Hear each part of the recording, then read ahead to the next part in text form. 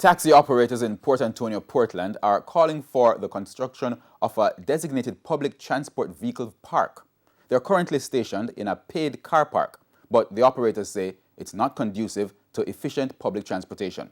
Javon Keys has details.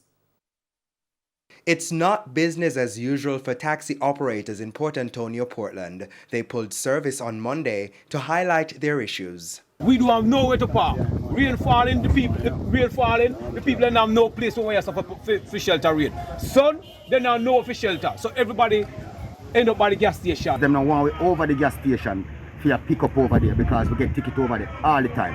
And the only place which for the people them can go when rain fall. Go shelter the little rain.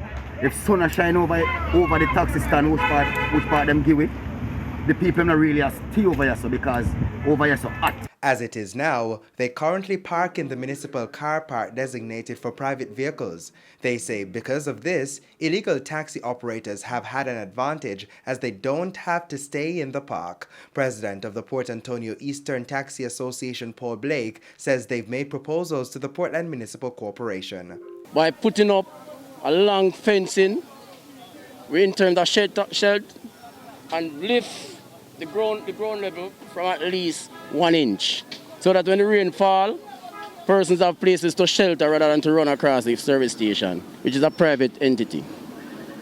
And without these answers fulfilled, my members is going to continue to do what they are doing presently.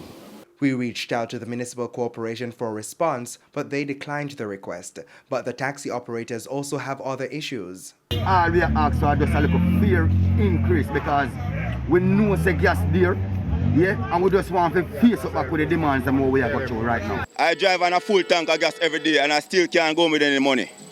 It's the mercy of God that I still have my family right now, because if I didn't have a woman who love me, she would leave me a long time. The Transport Minister, Robert Montague, in his sectoral presentation, rejected the calls for an increase from various taxi associations.